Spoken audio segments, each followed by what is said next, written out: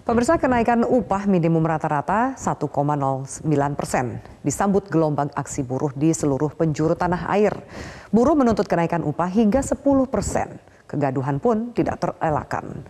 Celakanya ini merupakan kegaduhan yang rutin tiap tahun terjadi. Adakah formula yang bisa menghentikan kegaduhan tahunan ini? Inilah top review selengkapnya.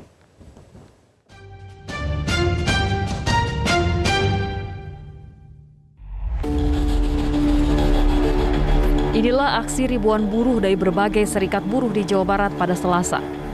Mereka bahkan bertahan di halaman Gedung Sate, Kota Bandung, Jawa Barat hingga Selasa malam. Dalam aksi ini, buruh menuntut agar Gubernur Jawa Barat, Ridwan Kamil, meminta menaikkan upah sebesar 3 hingga 18%.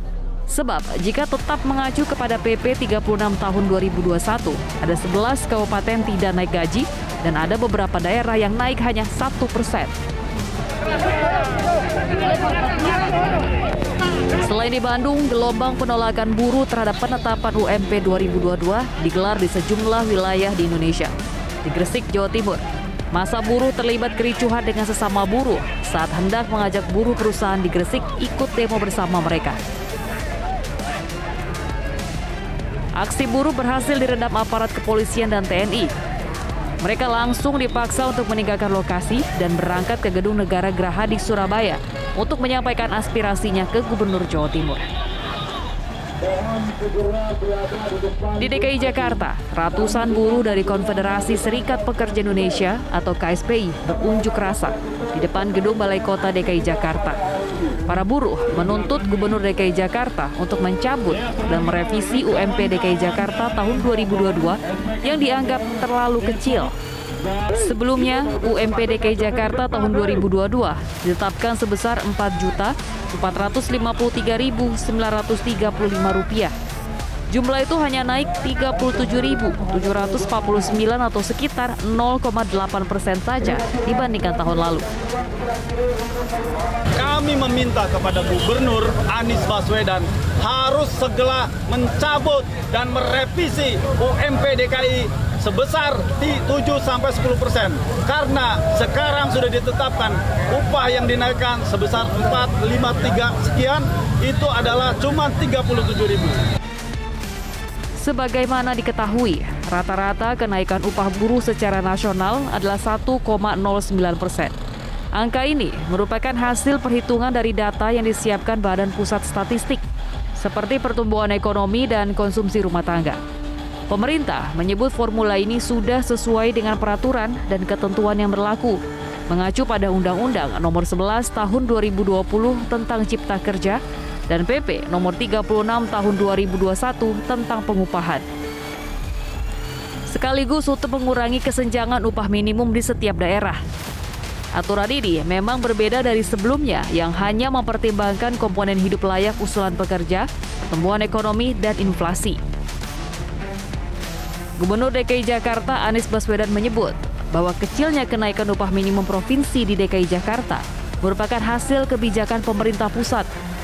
Anies menegaskan minggu lalu pihaknya telah mengirim surat ke Menteri Ketenagakerjaan perihal peraturan pemerintah nomor 36 tahun 2021 yang membahas formula pengupahan. Dirinya melihat angka ini terlalu kecil. Karena itu, ia berharap pemerintah pusat dapat memberi formula perhitungan upah berbeda bagi DKI Jakarta agar memberi rasa keadilan bagi buruh maupun pengusaha. Ketika ditetapkan di tahun 2022 hanya 0,85%, kami pun berpandangan ini angka yang terlalu kecil untuk buruh di Jakarta.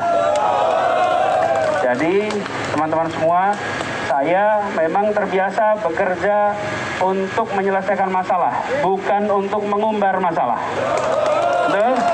Jadi ketika ada ini, apa yang kita lakukan? Kita bersurat kepada Kementerian Tenaga Kerja. Kita mengatakan formula ini tidak cocok untuk diterapkan di Jakarta. Formula ini kalau di Jakarta tidak sesuai, karena itu kita mengirimkan surat sesuai dengan prosedur bahwa formulanya harus memberikan rasa keadilan. Staf khusus Menteri Tenaga Kerja Dita Indasari menyebut upah minimum ditetapkan berdasarkan kondisi ekonomi dan ketenagakerjaan, meliputi variabel daya beli, tingkat penyerapan tenaga kerja, dan komponen pengupahan lain. Suratnya itu berisikan permintaan kepada kami agar meninjau ulang ya formula penetapan upah minimum yang menurut beliau terlalu kecil. Nah, yang ingin kami sampaikan di sini adalah bahwa formula itu adalah tercantum di dalam PP dan merupakan turunan dari undang-undang. Jadi formula itu bukan buatan Kementerian Ketenagakerjaan, dan formula itu tidak hanya berlaku di Jawa, tapi juga di seluruh Indonesia di 34 provinsi, berlaku umum. Sehingga ya kami tidak dalam kapasitas untuk merevisi itu. Tuntutan buruh yang meminta kenaikan upah minimum provinsi tahun 2022 sebesar 10% dikhawatirkan justru menjadi bumerang bagi para buruh. Pemerintah menilai jika besaran kenaikan UMP di atas rata-rata yang ditetapkan berpotensi terjadinya pemutusan hubungan kerja.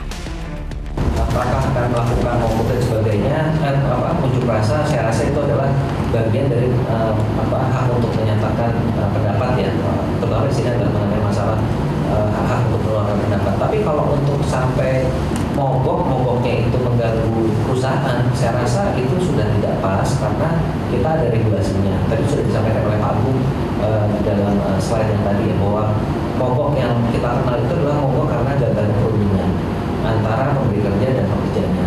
Nah, jadi kalau mogok ini sudah merembet kepada perusahaan, tentunya perusahaan akan mengambil langkah-langkah sesuai dengan aturan yang ada.